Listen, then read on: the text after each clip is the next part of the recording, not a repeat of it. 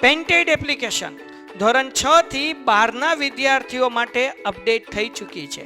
આ એપ્લિકેશનમાં શું છે? બધા જ વિષયના વિડીયોઝ છે. ગુજરાતની બેસ્ટ ફેકલ્ટી દ્વારા લાઈવ લેક્ચર્સ છે.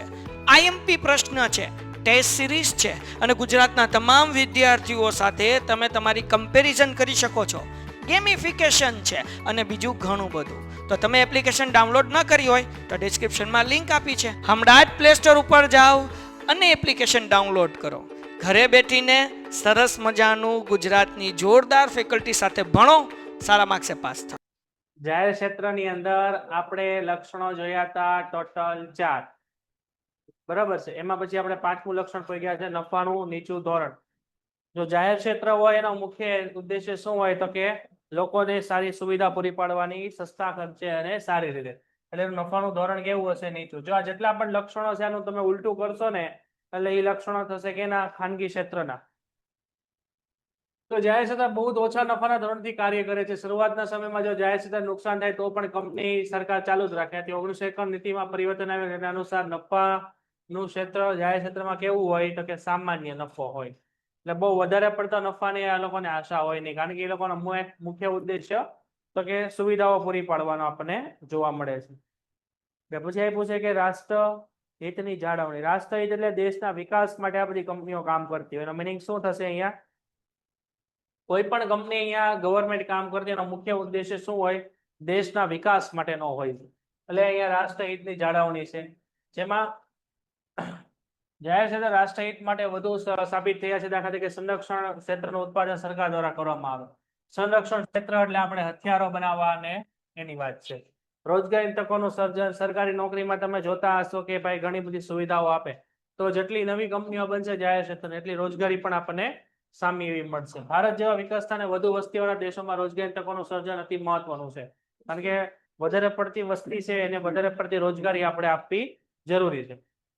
જાહેર ક્ષેત્રમાં મોટા પાયે રોકાણ થતા આનુષંગિક એકમોને પણ વિકાસ છે. આનુષંગિક એકમો એટલે કયા થશે? જે મુખ્ય ઉદ્યોગ સાથે જોડાયેલા ઉદ્યોગો છે.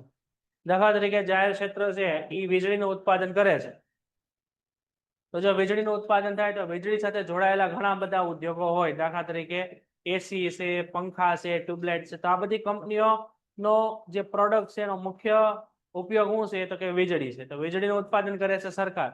તો સરકારની જે વીજળીનું ઉત્પાદન છે એ પાયાના ઉદ્યોગ કહેવાય, અને એ વીજળી ઉપર આધારિત જેટલા પણ ઉદ્યોગો છે એને આનુષંગિક ઉદ્યોગો કહેવાય. જેથી રોજગારી તકો પણ સર્જાય. એટલે કે મુખ્ય ઉદ્યોગ અને એની સાથે જોડાયેલા આનુષંગિક ઉદ્યોગોમાં પણ રોજગારી વધે. પછી એ પૂછે કે દેશના આર્થિક વિકાસમાં વધારો. જો સરકારી ઉદ્યોગોનું જેટલું પ્રમાણ વધશે એટલું દેશના વિકાસમાં અને દેશના આર્થિક ઉત્પાદનમાં અને આર્થિક વિકાસમાં પણ એનો ફાયદો જોવા મળે. કોઈ પણ દેશ માટે આર્થિક વિકાસ અત્યંત જરૂરી છે. આ જાહેર ક્ષેત્રના ઉદ્યોગ માટે પાયાનું જરૂરી પાયાની સુવિધાઓનું સર્જન કરે, તેના કારણે નવા ઉદ્યોગોનો વિકાસ શક્ય બને, દેશનો આર્થિક વિકાસ થાય છે. પછી એ પૂછે સામાજિક અને આર્થિક ન્યાય. સામાજિક ન્યાય અને આર્થિક ન્યાય એટલે શું? સામાજિક ન્યાય એટલે કે સમાજના દરેક લોકો ન્યાયનો લાભ મળે. સમાજના દરેક લોકો એટલે કે એમાં કોઈ પણ નીચી જ્ઞાતિના લોકો, ઊંચી જ્ઞાતિના લોકો, દરેક અનામત વાળા લોકો. તો સરકારી નોકરીમાં તમે જોયું તો ઘણી બધી અનામત ને બધું હોય, તો એ સામાજિક ન્યાય કહેવાય. આર્થિક ન્યાય એટલે શું? કે ભાઈ દરેક વ્યક્તિ આગળ વધે, દરેક વ્યક્તિ પાસે પૈસા આવે, બરોબર ને? આર્થિક આપણે ન્યાય કહેવાય, જેમાં દરેક વ્યક્તિ કોઈ અમીર ગરીબ ન હોય, બધા સરખા હોય. જાહેર ક્ષેત્રનું સંચાલન સરકાર હસ્તક હોય છે, માટે સરકારી નીતિઓનું પાલન કરવું ફરજિયાત બને છે. સમાજના નબળા વર્ગો ને વિનામૂલ્ય અથવા રાહત દરે સેવા આપવી, નોકરીની સુરક્ષા આપવી, લોકોને નોકરીની શરતો અને મજૂરી કાયદાઓનું પાલન કરવું. મજૂરી કાયદાઓનું પાલન એટલે કે ઓછામાં ઓછા આટલા રૂપિયા આપવાના જ તે કોઈ પણ.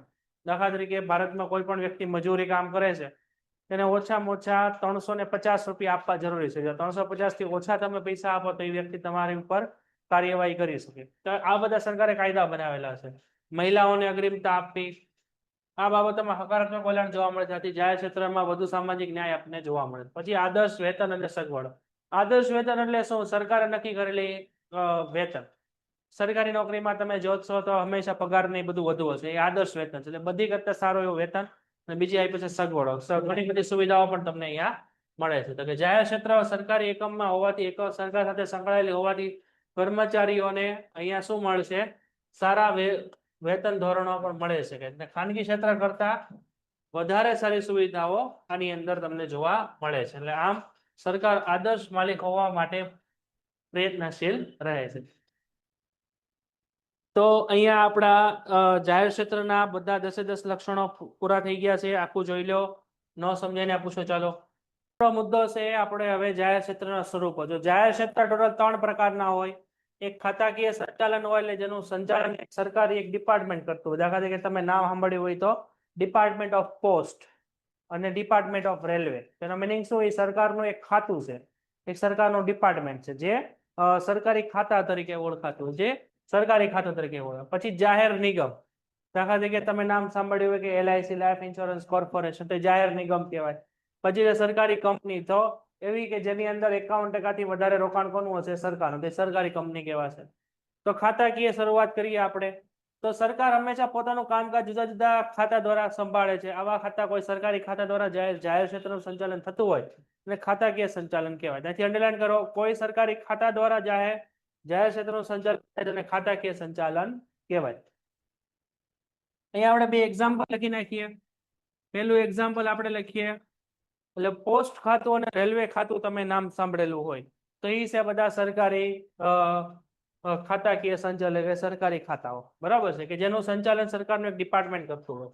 તો જાહેર ક્ષેત્રના એકમોનું સંચાલન સરકારી અધિકારીઓ દ્વારા થતું હોય છે, અને બધા અધિકારીઓ સરકારી કર્મચારી ગણાય. એટલે એમાં કામ કરતા દરેક કર્મચારી છે ને એ સરકારી કર્મચારીઓ છે. સરકારી ખાતા કેન્દ્ર અને રાજ્ય સરકાર દ્વારા ચલાવતા હોય છે. કેન્દ્ર અને રાજ્ય સરકારના નીતિ નિયમો આને લાગુ પડતા હોય. દાખલા તરીકે આપણું ટપાલ ખાતું એટલે ડિપાર્ટમેન્ટ ઓફ પોસ્ટ, અને રેલવે ખાતું એટલે ડિપાર્ટમેન્ટ ઓફ રેલવે. એટલું રેડી છે ભાઈ દરેકને ખાતાકીય સંચાલન?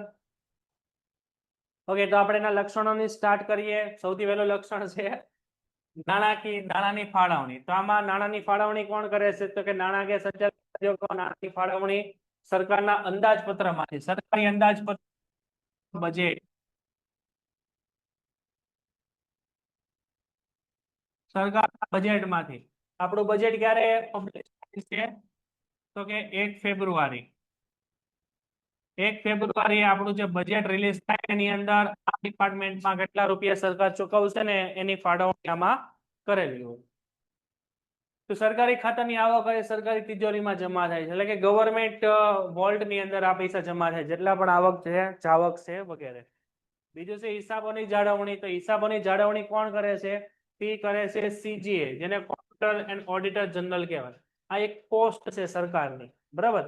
ઓડિટ, હિસાબોની જાળવણીમાં ઓડિટ એટલે શું? બોલો, ઓડિટ કોને કહેશું આપણે? ઓનલાઈનમાં દરેક સ્ટુડન્ટ ઓડિટ કોને કહેવાય? બોલો. ઓકે, તો આપણું ફાઇનાન્શિયલ યર છે 1 એપ્રિલ થી લઈને 31 માર્ચ સુધી હોય.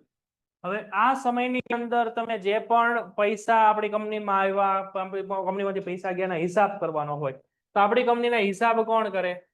આપણી કંપનીના હિસાબો છે ને એ આપણો એકાઉન્ટન્ટ હોય ને કરે. હવે આ એકાઉન્ટન્ટ કોઈ પણ હોઈ શકે. આ એકાઉન્ટન્ટ છે એ 12 પાસ પણ હોઈ શકે, 10 પાસ પણ હોઈ શકે, જેને ટેલીનો કોર્સ કરેલો હોય.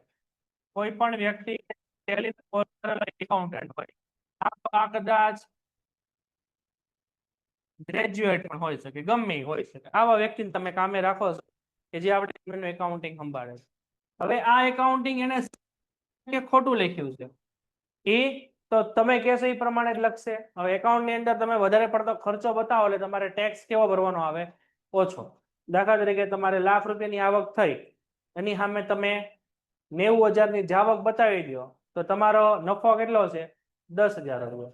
તો એ 90,000 ગયા છે, ખર્ચ છે, એ સાચો છે કે ખોટો? તેને વેરીફાઈ કરવું પડે.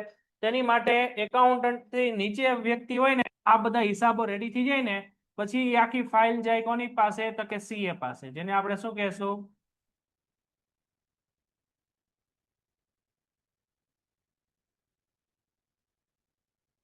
CA પાસે, બરાબર. હવે CA વ્યક્તિ કોણ છે? જે ક્વોલિફાઈડ છે, જેને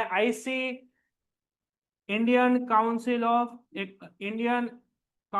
એકાઉન્ટિંગ ઓફ ઇન્ડિયા, ICAI ની એક્ઝામ એને પાસ કરેલી છે, એટલે એ CA છે. હવે CA તમારા બધા એકાઉન્ટિંગના આજે આ વ્યક્તિએ જે ચોપડા તૈયાર કર્યા છે બધું ચેક કરે, એની ઓકે કરે, એટલે વેરીફાઈ કરે. અને વેરીફાઈ કરીને પછી સી એને વેરીફાઈ કરે, વેરીફાઈ કરીને એ એક સર્ટિફિકેટ ઇસ્યુ કરે જેને સીએ સર્ટિફિકેટ કહેવાય. હવે આ સીએ અને આ જે એકાઉન્ટન્ટ છે આ બંને હિસાબ સાચા લખ્યા છે કે ખોટા એ કોઈ ખબર નથી. આ એકાઉન્ટન્ટ તમારો વ્યક્તિ છે, આ સીએ ને તમે પૈસા ખવડાવી દીધી કદાચ તમને સર્ટિફિકેટ આપી દેવું બને. તો હવે આ બંને હિસાબ સાચા લખ્યા છે કે ખોટા, તો ઈ આ સીએ નું વેરીફાઈ થઈ જાય ને પછી એના પછી આવે ઓડિટર. એના પછી ઓડિટર. આ ઓડિટર હોય ને એ ગવર્મેન્ટ હોય, એ ગવર્મેન્ટ ઓફિસર હોય, એ ગવર્મેન્ટ ઓફિસર હોય એટલે આનું વેરીફાઈ થાય. બરાબર, જે સીએ હિસાબો કર્યા છે સાચા છે કે ખોટા, એ આ જે ઓડિટર હોય ને એને પછી શું કરે ઓડિટર, એનું અગેન વેરીફાઈ કરે અને એ વેરીફાઈ થઈ જાય પછી એ ઓડિટર એનું ઓડિટ નું સર્ટિફિકેટ આપે. કેવા છે, સાચા છે. એટલે આ ગવર્મેન્ટ અધિકારી છે.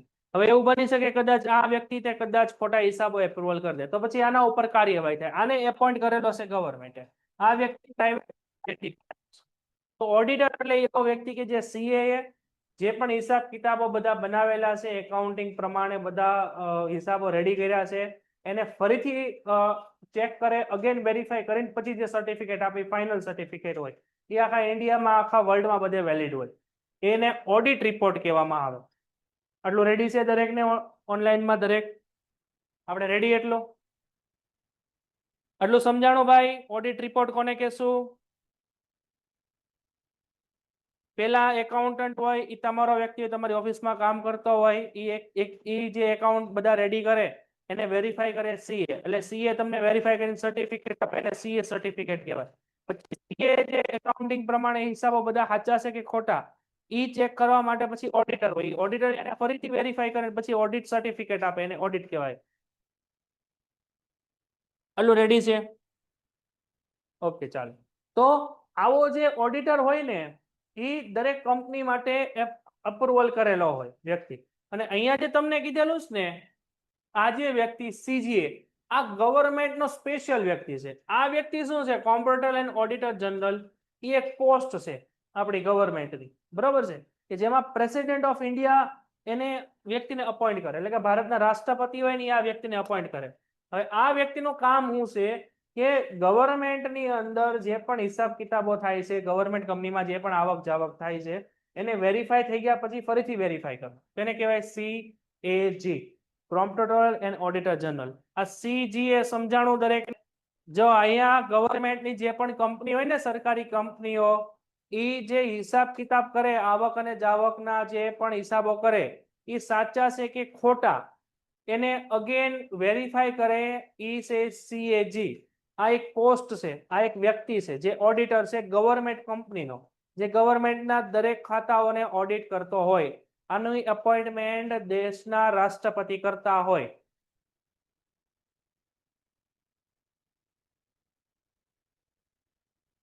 હવે સમજાણું ભાઈ? નેક્સ્ટ પછી કર્મચારી નિમણૂક એ કોણ કરે છે? સરકાર કરે છે. કઈ રીતે? તો કે ખાતાકીય સંચાલનમાં કર્મચારીને સરકારી કર્મચારી ગણાય. આની તો કે ભરતી કરવાની, એને નિમણૂક કરવાની શરતો. પેન્ટેડ એપ્લિકેશન ધોરણ 6 થી 12ના વિદ્યાર્થીઓ માટે અપડેટ થઈ ચૂકી છે. આ એપ્લિકેશનમાં શું છે? બધા જ વિષયના વિડીયોઝ છે, ગુજરાતની બેસ્ટ ફેકલ્ટી દ્વારા લાઈવ લેક્ચર્સ છે, આઈએમપી પ્રશ્ન છે, ટેસ્ટ સિરીઝ છે અને ગુજરાતના તમામ વિદ્યાર્થીઓ સાથે તમે તમારી કમ્પેરિઝન કરી શકો છો. ગેમિફિકેશન છે અને બીજું ઘણું બધું. તો તમે એપ્લિકેશન ડાઉનલોડ ન કરી હોય તો ડિસ્ક્રિપ્શનમાં લિંક આપી છે, હમણાં જ પ્લે સ્ટોર ઉપર જાઓ અને એપ્લિકેશન ડાઉનલોડ કરો. ઘરે બેઠીને સરસ મજાનું ગુજરાતની જોરદાર ફેકલ્ટી સાથે ભણો, સારા માર્ક્સે પાસ થાઓ. બધી સરકારી કર્મચારી જેવા જ હોય. દાખલા તરીકે તમે ઘણું સાંભળ્યું કે ભાઈ કોઈ વ્યક્તિ રેલવેમાં કામ કરે છે, પોસ્ટમાં કામ કરે છે, સરકાર વિભાગમાં, પછી સરકારી સંચાલન અંકુશ, એટલે આ કંપની ઉપર અંકુશ પણ કોનો હોય? સરકારનો, અને સંચાલન પણ સરકાર જ કરતી હોય. તો સરકારી ખાતાનું સંચાલન અને અંકુશ જે તે ખાતાના પ્રધાનની સીધી દેખરેખ કરે. પ્રધાન એટલે કે એના પ્રેસિડેન્ટ, જે લીડર હોય. સનદી અધિકારીઓ દ્વારા કરવામાં આવે. સનદી અધિકારી કોને કે જે લોકોએ યુપીએસસી ની એક્ઝામ પાસ કરેલી હોય એને સનદી અધિકારી કહેવામાં આવે. આટલું રેડી છે ભાઈ દરેકને? અને પછી છે ઉત્તરદાયિત્વ, તો કે જે તે સરકારી ખાતાના કાર્યની જવાબદારી સંભાળનાર પ્રધાનની હોય છે. પ્રધાનનું ડાયરેક્ટ ઉત્તરદાયિત્વ કોના તરફ હોય? દેશની સંસદમાં. એટલે રેલવેમાં અને પોસ્ટમાં કોઈ પણ પ્રોબ્લેમ પડે ને તો ડાયરેક્ટ સંસદને તમારે જવાબ દેવાનો થાય. તો અહીંયા આપણું સરકારી ખાતું આખું પૂરું થાય છે. આખું જોઈ લેવાનું, સમજાઈને આપું છો. ચલો બીજું આપણી પાસે છે ડિપાર્ટમેન્ટ ગવર્મેન્ટનો, જેને પબ્લિક કોર્પોરેશન એટલે કે જાહેર નિગમ કહેશું. જાહેર નિગમ એટલે કે આ એક એવો ડિપાર્ટમેન્ટ છે, આ એક એવું છે નિગમ કે જેને માટે સરકારની સંસદ છે, આપણી જે લોકસભા રાજ્યસભા છે, સંસદની અંદર સ્પેશિયલ કાયદો પસાર કરવાનો હોય અને એ કાયદા પ્રમાણે આની સ્થાપના થતી હોય. જ્યારે આની પહેલા શું હતું કે જેમાં સરકારનો એક ડિપાર્ટમેન્ટ હોય જે કોઈ પણ મિનિસ્ટ્રીની અંદર આવતો હોય. હવે આની અંદર સ્પેશિયલ કાયદો હોય. એટલે આ ડિપાર્ટમેન્ટ, આ જે નિગમ હોય, બરોબર છે, એટલે કે આ જે પબ્લિક કોર્પોરેશન હોય એ કાયદા પ્રમાણે જ વર્ક કરે. સરકારનો એના ઉપર પૂરેપૂરો હસ્તક્ષેપ ન હોય. સરકાર એમ કે ભાઈ કાલથી બંધ થઈ જાય, તેમ ન થાય. બરાબર છે. આ કાયદો પસાર થાય સંસદમાં અને આ કાયદા પ્રમાણે જ વર્ક થશે. આ કાયદામાં જે પણ માહિતી આપેલી હશે એ પ્રમાણે. આ કાયદાની વિરુદ્ધ થશે નહીં. હવે જો આની અંદર કોઈ પણ ફેરફાર કરવો હોય આ નિગમની અંદર, તો તમારે સૌથી પહેલા શું કરવું પડે? આ કાયદામાં ફેરફાર કરવો પડે. તો ટૂંકમાં સરકારના સંસદના સ્પેશિયલ કાયદાથી જે પણ સંસ્થાની સ્થાપના થાય સરકાર, એને આપણે જાહેર નિગમ કહેશું. તમે કદાચ નામ સાંભળેલું હોય લાઈફ ઇન્સ્યોરન્સ કોર્પોરેશન, LIC, બરોબર? તો જીવન વીમા નિગમ, તો આ નિગમ જ્યાં નામ આવતું હોય એની વાત છે. તો સંસદ કે વિધાનસભાના ખાસ કાયદા દ્વારા અસ્તિત્વમાં આવેલ એકમને જાહેર નિગમ કહે છે. તો અહીંયા અંડરલાઈન કરો. આ સ્પેશિયલ એક્ટ પ્રમાણે બનેલું હોય. આ કાયદાના નિગમની સત્તા, ફરજો, અધિકારીઓ, જવાબદારી, કર્મચારીઓ માટેના નિયમો, સરકારી ખાતા સાથે કાયદાકીય સંબંધિત જોગવાઈઓ કરવામાં આવે છે. દાખલા તરીકે તમે નામ સાંભળેલું છે ભારતીય જીવન વીમા નિગમ, Indian airlines, food corporation of India અને ગુજરાત રાજ્ય પાઠ્ય શાળાની પાઠ્યપુસ્તક. એટલે આપણે અહીંયા એક એક્ઝામ્પલ લખી નાખશું. LIC લક્ષણો જોઈએ આપણે. સૌથી પહેલું લક્ષણ આપણે શું કહે છે અહીંયા કે ભાઈ આની સ્થાપના કઈ રીતે થશે? તો કે સંસદ અને વિધાનસભામાં પસાર થયેલ ખાસ કાયદા દ્વારા, જેમાં આ કાયદાનો હેતુ, અધિકારી, જવાબદારી, બધી માહિતીની શરતો આમાં આપેલી હશે. કોણ માલિક હશે આમાં? તો કે માલિક કેન્દ્ર કે રાજ્ય સરકાર હશે આનું, અથવા સંયુક્ત રીતે. સંયુક્ત રીતે એટલે એમાં અડધા માલિક કેન્દ્ર સરકાર અને અડધા માલિક કોણ હોય? રાજ્ય સરકાર. જાહેર નિગમની નાણાકીય જવાબદારી, નફાની વહેંચણી સરકાર હસ્તક હોય છે. જો કોઈ નુકસાન થાય તો સ્વાભાવિક રીતે સરકાર જ ભોગવવાનું હોય. એટલે આની સરકાર જ માલિક છે. નફો થાય તો એ કોની પાસે? સરકાર પાસે. નુકસાન જાય તો પણ સરકાર પાસે. સરકાર દ્વારા મૂડી ભંડોળ આને પૂરું પાડવામાં આવે છે. કે જાહેર નિગમને સરકાર દ્વારા મૂડી ભંડોળ પૂરી પાડવામાં આવે છે, જે સરકાર અને જનતા પાસેથી ઉછની મૂડી પણ જરૂરી હોય છે. એટલે કે ઉછની મૂડી એટલે એનો મિનિંગ શું થયો કે ભાઈ જાહેર જનતા પાસેથી ઉછની મૂડી પણ તો આનો મિનિંગ એવો થાય કે આ ને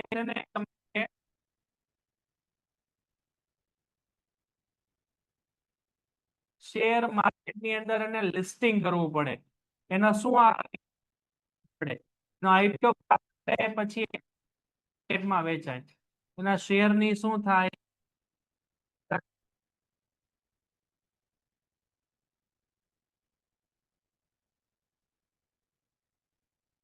કોર્પોરેશનનું એના શેર પણ માર્કેટમાં બહાર પાડી શકે. એનું અલગ અસ્તિત્વ અહીંયા શું કહે છે આપણને કે જાહેર નિગમ કાયદાકીય રીતે અલગ વ્યક્તિત્વ ધરાવે છે, કારણ કે એના બધા જ લાભ તમને શેના દ્વારા મળશે? એ એક્ટ દ્વારા તમને મળે છે. સંચાલનમાં સ્વતંત્રતા એટલે કે અહીંયા ડાયરેક્ટ સરકારનો કોઈ પણ પ્રકારનો કંટ્રોલ નથી. અહીંયા કંટ્રોલ કોનો છે? એ કાયદાનો. નિગમની માલિકી સરકારની હોય છે. માલિકી સરકારની હોવા છતાં નિગમ ઉપર સંપૂર્ણ સ્વાયત્તતા ધરાવે છે. બરોબર છે. સરકારી હોવા છતાં નિગમ સંપૂર્ણ સ્વાયત્ત ધરાવે. સ્વાયત્તતા એટલે કે અહીંયા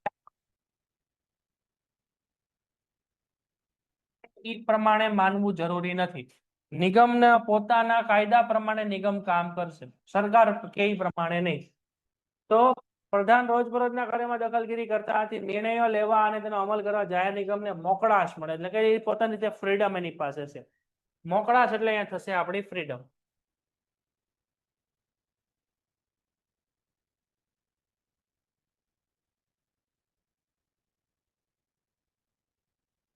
અહીંયા દરેક કર્મચારીઓ એટલે ટૂંકમાં આના જે અધિકારીઓ છે એ કાર્ય કરવા માટે સ્વતંત્ર છે. સરકારનો પ્રમાણે હસ્તક્ષેપ આમાં ચાલશે. સરકારી કર્મચારીઓને નિયમો કયા લાગુ પડશે? આ કાયદા પ્રમાણે. તો જાહેર નિગમોના કર્મચારી સરકારી કર્મચારીઓને નિયમો લાગુ પડતા નથી, કારણ કે આ કાયદા પ્રમાણે આની સ્થાપના થઈ હોવાથી એના કાયદા જે એક્ટ હશે એ લાગુ પડશે. તો જાહેર નિગમના કર્મચારીઓના નોકરીના નિયમો જે તે કાયદામાં હોય છે, સરકારના નિયમો આને લાગુ ન પડે. એટલે ઘણા એવા લાભ હોય સરકારી લાભ આ લોકોને મળે નહીં. તો જે અનુસાર કર્મચારીને ફરજ બજાવવાની હોય છે. ઘણી વખત સરકારના અધિકારી જાહેર નિગમના સંચાલકો પ્રત્યે પ્રતિનિધિત્વ ઉપર રાખવામાં આવે છે. ઘણીવાર સરકારી અધિકારીઓ એના ઉપર ધ્યાન રાખી શકે, પરંતુ એના ઉપર સંપૂર્ણ કંટ્રોલ ન થઈ શકે. સંચાલક મંડળ દ્વારા સંચાલન. સંચાલક મંડળ એટલે કે આ જે નિગમ બોર્ડ ઓફ ડાયરેક્ટર, જેને આપણે બીઓડી તરીકે કહેવાય. બીઓડી એટલે સંચાલક મંડળ. એના દ્વારા સંચાલન આનું થાય છે, સરકાર દ્વારા નહીં. જાહેર નિગમોનો વહીવટ કોના દ્વારા થાય છે? વહીવટ સંચાલક મંડળ સંભાળે છે. સંચાલક મંડળની નિયુક્તિ સરકાર કરે છે અને જાહેર નિગમના વ્યસ્ત કર્મચારીઓ ધંધાકીય વ્યવસાયના નિષ્ણાંત વ્યક્તિઓને નિમવામાં આવે છે. એટલે કે અલગ અલગ એક્સપર્ટ લોકોને ગવર્મેન્ટ અધિકારી બધા ભેગા મળીને આનું સંચાલન કરતા આપણે જોવા મળે છે. સંચાલક મંડળ તેને નિયમો બધા બનાવતી જોવા મળે છે અને મુખ્ય વ્યવસ્થાપક તરીકે તેનું અમલ અને નીતિ અનુસાર રોજબરોજના કાર્ય સંભાળે છે. હવે આ જે કોર્પોરેશન છે એ સંસદ અને વિધાનસભાને પણ જવાબદાર આપણને જોવા મળે છે. તો નિગમની કાર્યવાહીનો અહેવાલ સંસદ અને વિધાનસભા સમક્ષ પણ તમે મૂકી શકો. આ માટે નિગમના ગ્રાહકો તો જાહેર જનતાના ભોગે વધુ નફો કમાવાની વૃત્તિ રાખી શકાતી નથી. એટલે કે આ કંપની સરકારના નિયમ પ્રમાણે જ કામ કરશે. તમે એલઆઈસી ની પોલિસી લ્યો અને પ્રાઇવેટ કંપનીના ઇન્સ્યોરન્સની પોલિસી લ્યો, બંને વચ્ચે ઘણો બધો ફરક હોય. સરકારી પોલિસીની અંદર શું હોય કે એમાં તમારે પૈસા ઓછા, પ્રીમિયમ ઓછું ભરવાનું હોય, એમાં લાભ તમને વધારે હોય, કારણ કે એ નિયમો સરકાર દ્વારા વિધાનસભા અને આ કાયદા દ્વારા નક્કી થયેલા જોવા મળે છે.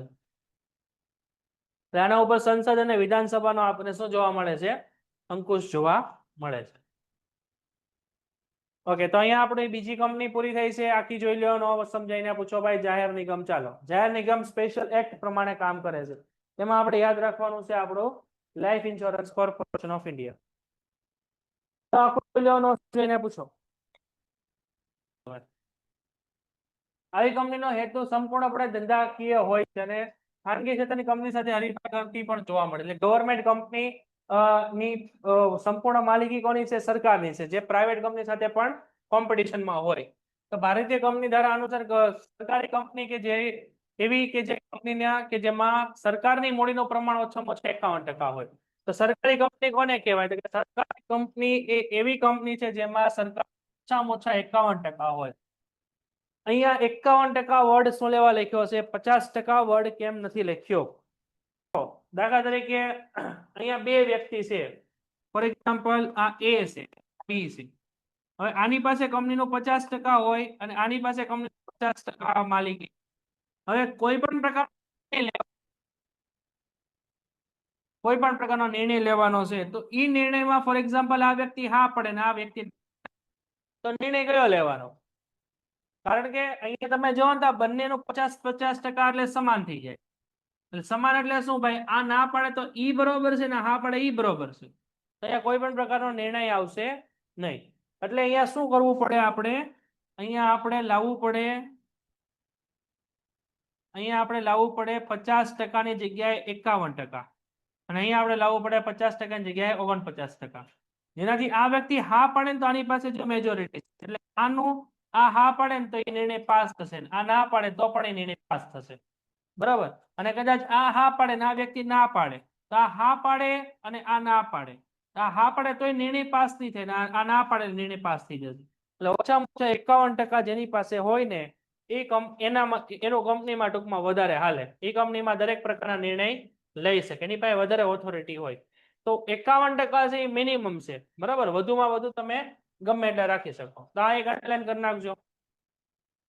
સરકારી મૂડી એટલે કે કેન્દ્ર સરકાર, રાજ્ય સરકાર, કેન્દ્ર રાજ્ય સરકાર અથવા એક કે તેથી વધુ સરકારની મૂડી કે જેમાં સરકારી કંપની એટલે અહીંયા સરકાર લખી નાખો. અહીંયા પેલી આપણી પાસે કઈ કઈ સરકાર હોઈ શકે? પેલી આપણી પાસે અહીંયા તમને જોવા મળે કેન્દ્ર સરકાર, આપણે જોવા મળે રાજ્ય સરકાર, ત્રીજી આપણે જોવા મળે સ્થાનિક સરકાર. આ ત્રણેય પ્રકારની સરકાર. આ ત્રણેયમાંથી કોઈ પણ કંપનીનો માલિક હોય તો એ સરકારી કંપની જ કહેવાશે.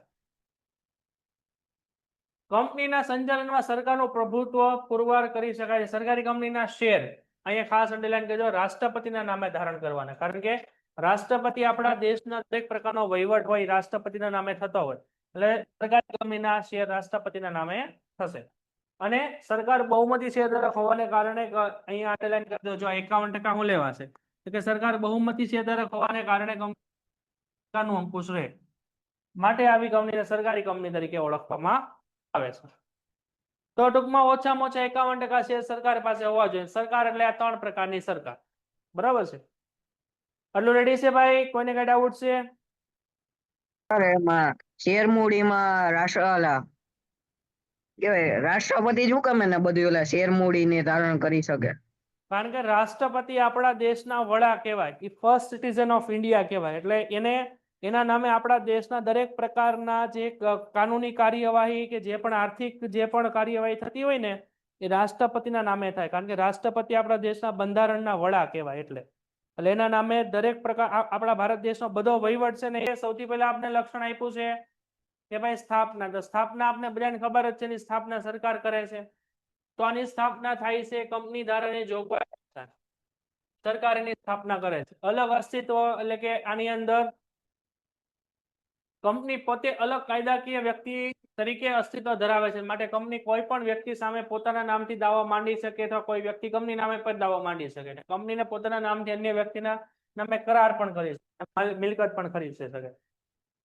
આ બધી વસ્તુ આપણે કંપની ધારામાં ભણી ગયા છીએ ને આગળ કંપનીના પ્રકારો હતા એમાં પણ આપણે ભણી ગયા છીએ. પછી આપ્યું છે મૂડી. તેમાં મૂડીમાં ઓછામાં ઓછી 51% મૂડી સરકારની હોય. વહીવટ કોણ કરે તો કે સરકાર કરે કંપની ધારા પ્રમાણે. આ કંપનીની માફક સરકાર કંપનીનો વહીવટ કંપની ધારાની જોગવાઈ અનુસાર કરતી જોવા મળે છે.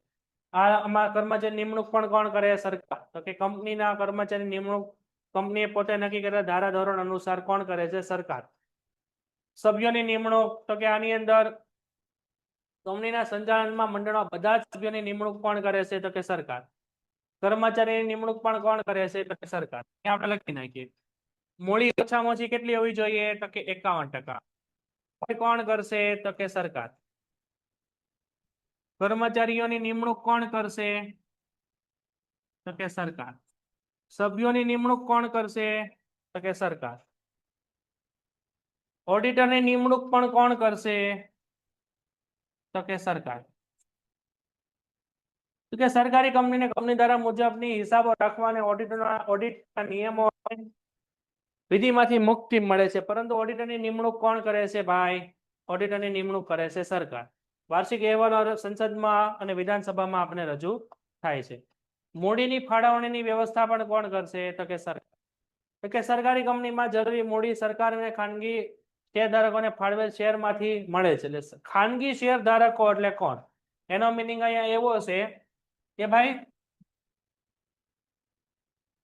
સરકારી કંપની આ પણ શેર પડી શકે, એટલે આ પણ શેર માર્કેટની અંદર લિસ્ટિંગ થઈ શકે અને તમે આ કંપનીના શેર પણ ખરીદી શકો. તમે શેર માર્કેટની અંદર ડીમેટ એકાઉન્ટમાં તમે જાઓ અથવા ગૂગલ ઉપર સર્ચ કરો કે ભાઈ ટોપ ગવર્મેન્ટ કંપનીઝ ફોર ઇન્વેસ્ટમેન્ટ, આટલું લખો તો પણ તમને ઘણી કંપનીઓના નામ આવશે. એ બધી આપણી સરકારી કંપની છે, જેમાં સરકારનું પણ મૂડીરોકાણ છે, સરકારનું પણ મૂડીરોકાણ છે અને ખાનગી શેર ધારકો એટલે આપણે પોતે આપણે લોકો પણ આ કંપનીમાં ઇન્વેસ્ટ કરી શકીએ. પછી આપ્યું છે નીતિ વિષયક નિર્ણય કોણ લે? સરકાર. નૈતિક વિષયક નિર્ણયો પણ કોણ લેશે ભાઈ? તો કે એ પણ લેશે સરકાર જ છે. તો કે નીતિ વિષયક નિર્ણય સંબંધિત પ્રધાન કરવામાં આવશે. આ પ્રધાનની નિમણૂક પણ કોણ કરે છે? ટૂંકમાં સરકાર. બધું સરકારી કંપનીમાં બધું વહીવટી કાર્ય સરકાર દ્વારા થતું જોવા મળે છે. તો અહીંયા આપણી ત્રણેય પ્રકાર પૂરા થાય છે. ત્રણેય જોઈ લો, ન સમજાઈને પૂછો. ત્રણ આપણે અલગ અલગ ભાગ જોયા: જાહેર નિગમ, સરકારી કંપની અને ખાતા. બરોબર, આ ત્રણેયમાં કોઈને કાંઈ ડાઉટ છે ભાઈ? એકવાર હજી વ્યવસ્થિત રીતે જોઈ લો, કાંઈ ડાઉટ હોય તો પૂછો. પહેલું છે આપણું સરકારી ખાતું. તો એ સરકારના એક ડિપાર્ટમેન્ટ તરીકે કામ કરતું હોય, દાખલા તરીકે ડિપાર્ટમેન્ટ ઓફ રેલવે અને ડિપાર્ટમેન્ટ ઓફ પોસ્ટ. બીજું આપણે જોયું નિગમ, જે સરકારના નિગમ તરીકે કામ કરતું હોય, જે સંસદના સ્પેશિયલ કાયદા પ્રમાણે હોય. બરાબર, તો દાખલા તરીકે આપણે જોયું કે લાઈફ ઇન્સ્યોરન્સ કોર્પોરેશન. અને પછી આ છે સરકારી કંપની. તો કે જો અત્યારે અમીરે એક એક્ઝામ્પલ મોકલ્યું, દાખલા તરીકે ભારત પેટ્રોલિયમ, એ સરકારી કંપની છે જેની સ્થાપના સરકારે કરેલી હોય. તો હવે તમે દરેક વ્યક્તિઓ અત્યારે સરકારી કંપનીના એક એક એક્ઝામ્પલ કમેન્ટમાં લખો. ચાલો, Indian Oil Corporation, very good, એ આપણે નિગમ છે. બરાબર, જે આપણે બીજું એક્ઝામ્પલ છે. અત્યારે આપણે સરકારી કંપનીના નામ લખવાના છે. આ જે ઇન્ડિયન ઓઇલ કોર્પોરેશન છે એ આપણું નિગમમાં આવે, એ બીજા કેટેગરીમાં આવે. સરકારી કંપનીઓના દરેક વ્યક્તિ એક પેન્ટેડ એપ્લિકેશન ધોરણ 6 થી 12ના વિદ્યાર્થીઓ માટે અપડેટ થઈ ચૂકી છે. આ એપ્લિકેશનમાં શું છે? બધા જ વિષયના વિડીયોઝ છે. ગુજરાતની બેસ્ટ ફેકલ્ટી દ્વારા લાઈવ લેક્ચર્સ છે. આઈએમપી પ્રશ્ન છે, ટેસ્ટ સિરીઝ છે અને ગુજરાતના તમામ વિદ્યાર્થીઓ સાથે તમે તમારી કમ્પેરિઝન કરી શકો છો. ગેમિફિકેશન છે અને બીજું ઘણું બધું. તો તમે એપ્લિકેશન ડાઉનલોડ ન કરી હોય તો ડિસ્ક્રિપ્શનમાં લિંક આપી છે. હમણાં જ પ્લે સ્ટોર ઉપર જાઓ અને એપ્લિકેશન ડાઉનલોડ કરો. ઘરે બેઠીને સરસ મજાનું ગુજરાતની જોરદાર ફેકલ્ટી સાથે ભણો, સારા માર્ક્સે પાસ થાઓ.